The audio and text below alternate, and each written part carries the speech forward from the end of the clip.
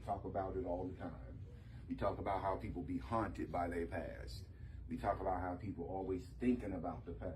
And as long as you focus on the past, you're not thinking about right now.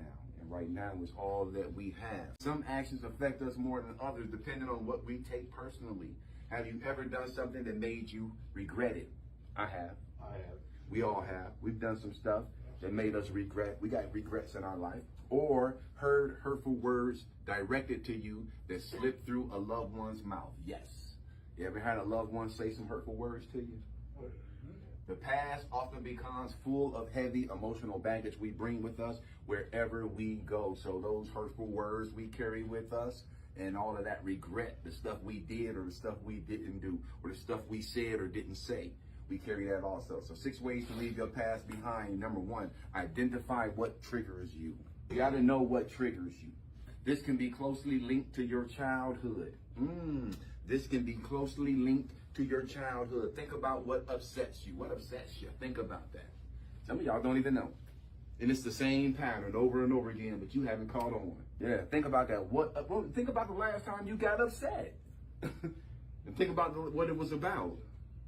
And think about the last time before that and what that was about. Think about what upsets you. It could be someone raising their voice at you, because some people, you raise your voice at them and that triggers something. Come on, y'all really act like y'all don't know this. There's some people you don't need to be yelling at because they got some issues with being yelled at. And it goes all the way back to their childhood. They got yelled at a lot when they was kids.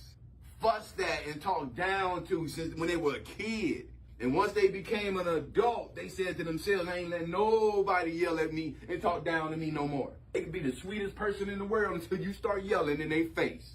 Think about what upsets you. It could be someone raising their voice at you, or when you're pressured into doing something uncomfortable, even if that individual is only kidding around. Because sometimes somebody yelling in your face and they just playing, and you be like, hold up, man, I don't play like that. Am I right? Yeah.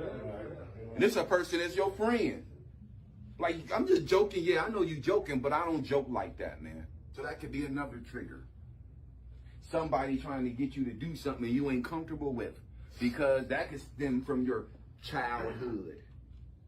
Somebody making you do something when you were a child, pressuring you into doing something you didn't want to do.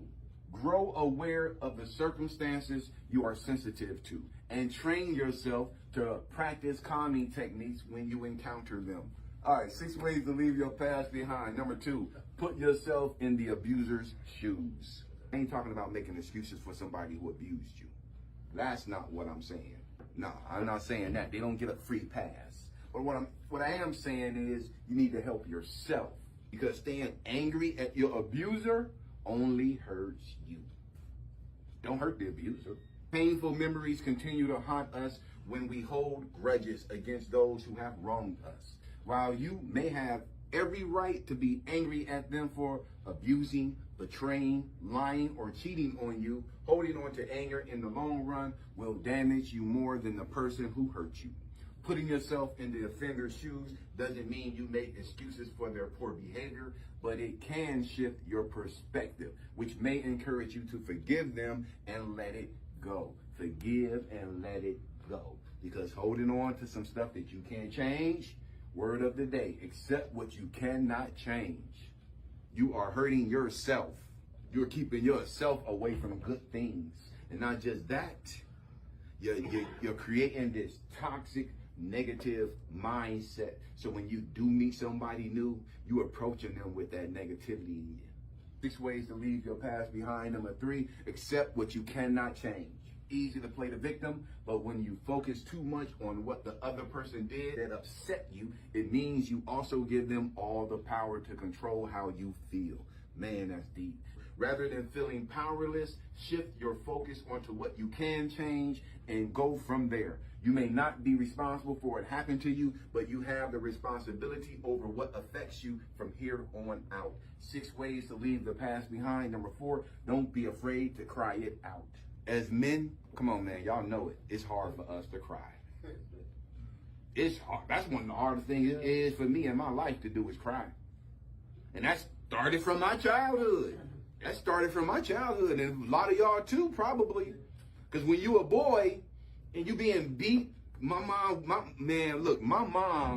would beat us with switches, extension cords, sticks, whatever she can find. And if you cried, she'll beat you more. I'm being honest, man.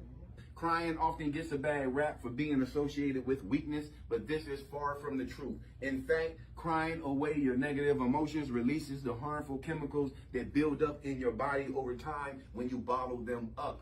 Never feel like you have to man up, stay strong, or internalize your pain. Internalizing your pain can do more harm than healing the wound. Internalizing your pain affects you mentally. You start training a young boy to suppress his emotions.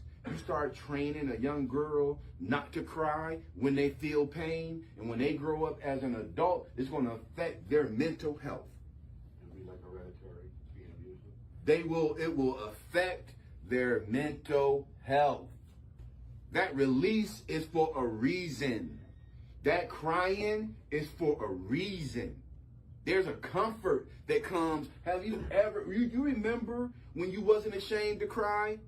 And you cried when you was a little boy because something hurt you or something bothered you, and you laid in the bed feeling really good, and though you was exhausted, you had a good cry and you felt better because of it?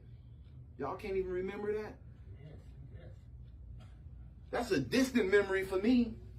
But I remember I used to be able, when I was a little kid, when nobody else was around, I could cry and cry it out and tears run out your face, and then eventually it stops because you're exhausted and you feel better. Crying has a purpose. It has a purpose. Because if you don't cry, you're going to internalize your pain. 6 ways to leave your past behind. Number 5, reprogram your negative thoughts. You're already programming yourself with negative thoughts. Every time you think of something negative and you keep thinking of it over and over and over and over, repetition is the mother of all skill. Programming yourself when you're doing that.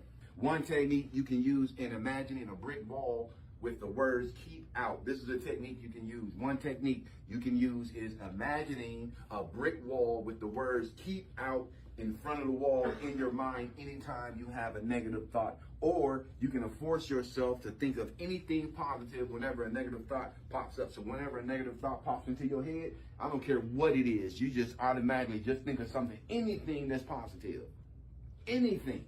If a negative thought pops up, imagine a brick wall in your brain with the words keep out, and nothing can get past that wall. And if you put that wall up there, and if you put keep out on that wall, and if you say to yourself nothing can get past that wall, guess what? Nothing getting past it.